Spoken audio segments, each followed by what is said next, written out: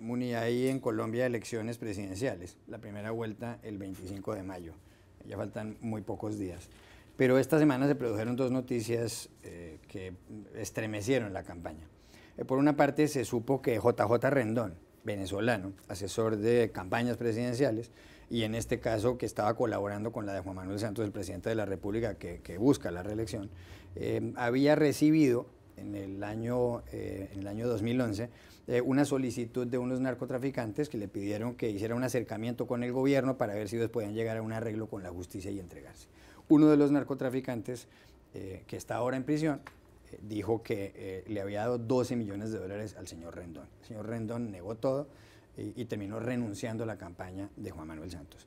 A las pocas horas se supo otra noticia que en este caso afectó a la campaña presidencial de Oscar Iván Zuluaga, que es el candidato del uribismo, el movimiento político Centro Democrático del expresidente Álvaro Uribe, que es uno de los grandes opositores de Santos. Se descubrió que en Bogotá había una sala ilegal de interceptaciones manejada por un hombre llamado Andrés Sepúlveda, que ha sido detenido, y que este hombre había interceptado comunicaciones, por ejemplo, del jefe de prensa de las FARC, de la guerrilla con la que está negociando el gobierno de Santos en La Habana.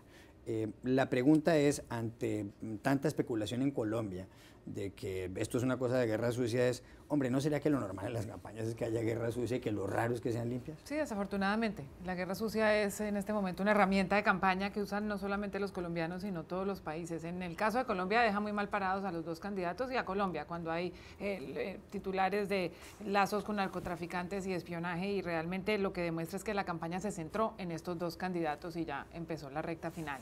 En casos históricos, estaba leyendo justo esta mañana, desde Thomas Jefferson en este país empezó la guerra sucia, donde él contrató a un señor para que publicara. En esa época los candidatos mismos no hacían las campañas, sino que mandaban a otra gente a que lo hiciera, y mandó a publicar unos panfletos en contra de su contrincante John Adams, esto es en el año 1800, diciendo que él quería a John Adams hacer una guerra con Francia y que tenía unas condiciones hermafroditas, que no tenía ni lo mejor de las mujeres ni lo mejor de los hombres. Luego recordemos a Nixon en el caso más famoso de guerra sucia, donde sus plomeros, estas personas que supuestamente tapaban filtraciones, llegaron hasta el punto de desatar el escándalo de Watergate, y Kennedy también se le acusa en aquel famoso debate televisivo, el primer debate televisivo que hizo con Richard Nixon, de subirle la temperatura al salón para que el señor Nixon sudara y de maquillarse más de lo contrario. A Nicolás Sarkozy también se le han encontrado una cantidad de secretos revelados por sus contrincantes políticos. Realmente esto es la norma, desafortunadamente, en la política y en las campañas. Ángel Villarino. Sí, yo creo que es inherente a la política, ¿no? La guerra sucia, pero su grado de sofisticación, el grado de sofisticación con el que se hace esta guerra sucia es también un indicador como otro más de cuánto democrático es un país.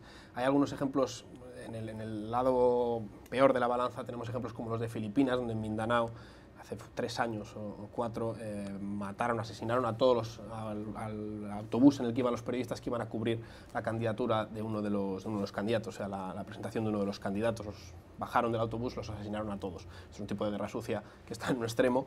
En el extremo más sofisticado, Berlusconi tiene algunas perlas de guerra sucia preciosas. Por ejemplo, durante campaña electoral, él y gente de su equipo llamaba a los teléfonos eróticos para convencer a las chicas que trabajaban en los teléfonos eróticos de votar a Forza Italia. Y sabía que iba a ser muy mediático. Otra cosa que hacía muy a menudo es en los periódicos deportivos, el día de silencio electoral tú no puedes hacer propaganda electoral, pero en los periódicos deportivos estaban llenos de anuncios del Milan y Berlusconi sosteniendo la Copa de Europa. Marcos Etz. Yo creo que es muy importante distinguir entre guerra sucia legal o ilegal, cuando se traspasa... O campaña negativa. Campaña negativa. Campañas negativas pueden ser condenables, éticamente reprobables, y ha habido muchas, ¿no?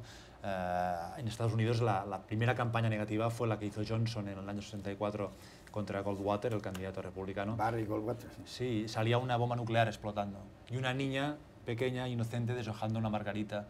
Era como una cuenta atrás: si gana el adversario, el mundo estallará en 1000 pedazos. Esta fue la primera campaña negativa.